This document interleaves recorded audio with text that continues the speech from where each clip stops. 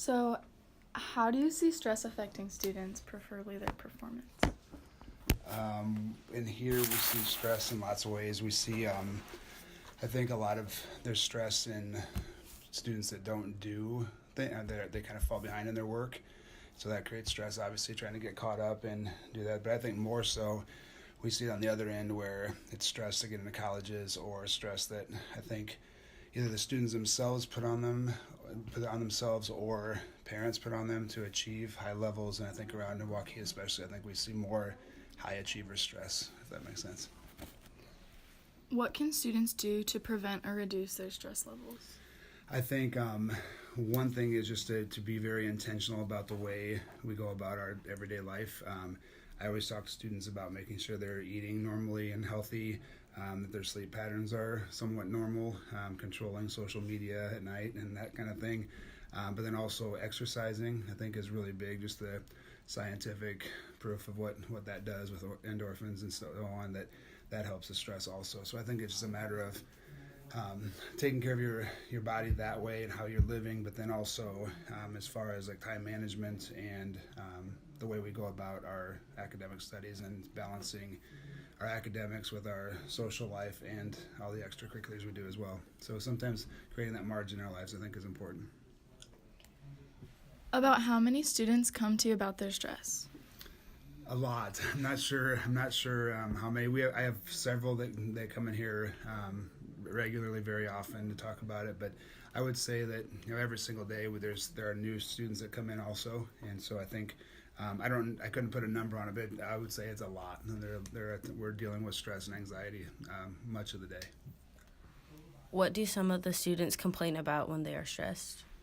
They complain about the workload. They complain about academic workload, that is, what they have to deal with. A lot of times it's the different ways they're being pulled because they're in so many things, and all those many times they're good things, but too many good things can also create stress, so that can cause a problem as well. Sometimes family situations and what's going on at home and how they're getting along with their parents or their siblings. Teachers sometimes, staff members. I think in a lot of it it just comes down to when we're stressed and we're emotionally we're fatigued, then we tend to look to places to blame. So I think that's what they talk about a lot. How stressed were you in college compared to high school? I didn't have a whole lot of stress in high school, honestly. Things were kind of easy, but I think college is a little bit more. I think it's just, again, it's all about how to balance everything. So I think it's definitely moving up to college is there's a lot of stress involved. But there's also a lot of huge benefits and really good things. So I think as long as we manage it, I think it's fine. Okay. All right. Thank you. Thanks. Thank you. You're welcome. Stress is an overwhelming issue in the high school community. Nearly 49% of high school students reported feeling stressed daily, says a study given in 2015 by NYU. Females were reported of having higher stress compared to males, about 60% to 40%. Every student gets stressed in school, and they don't realize how much it affects their brain and body, especially around this time of year when semester finals are just around the corner. Each student can say their stress level increases during finals week. We went and asked the counselor about their views on stress and how they see it affecting the student body. On a teen can cause many outbreaks on their outer appearance, some of which are acne, under-eye bags, grooves in your nail, thinning of the hair, fine lines caused by burrowing your brows and pursing your lips, flushed face from not breathing as often, rashes and hives caused by dysbiosis, which is an imbalance in your gut, and dry, flaky skin caused by not drinking enough water. The major hormones that you release in your brain when you're under stress are adrenaline, cortisol, and norepinephrine.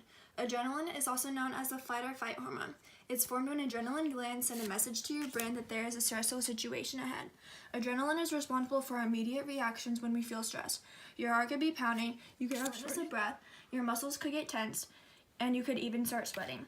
Adrenaline can also give us energy to get out of a dangerous or stressful situation. Cortisol is also produced by the adrenaline glands and is also known as a stress hormone. Cortisol takes a little longer to kick in. It's a multi-step process that uses other hormones. First, a part in our brain called the amygdala recognizes a stressor and sends a message to another part of our brain called the hypothalamus. Then they send a message to produce a cortisol hormone. Cortisols help keep our fluids balanced and blood pressure stable. Too much of the cortisol hormone, and it causes problems to the immune system, raises blood pressure and sugar, and contributes to obesity and causes acne. The last hormone is norepinephrine, which is similar to adrenaline, and this hormone makes you become more awake, aware, and focused. It sends blood away from non-crucial areas like the skin to more crucial areas like your muscles. With all these chemical reactions going on in our brains, it seems pretty obvious that our performances would also be affected. Stress hormones like cortisol are known to create issues in our body like negative impacts on sleep, mood, bone growth, ligament and cardiovascular health, athletic performance, and it can cause an increase in fatigue and inflammation. These negatives occur when too much cortisol is produced in the body. This happens when the body and brain are under chronic stress. Cortisol is necessary for normal body functions. However, just like anything, too much of it can be a bad thing. You might be wondering why. Well, it all has to do with the reactions of the chemicals in your brain. When cortisol is released during stress, it travels into the brain and binds to the receptors inside many neurons. This causes neurons to emit more calcium through the channels in their membrane. When neurons are overloaded with calcium, they fire signals too frequently and die. Neurons become overloaded if there is too much cortisol released into the brain. Cortisol production is a direct relationship to stress. Chronic stress is the basis of all these reactions, which means that too much stress can cause extreme damage to brain cells. As you can see, stress affects you in many ways, both in your brain, in your personality, and physical appearance.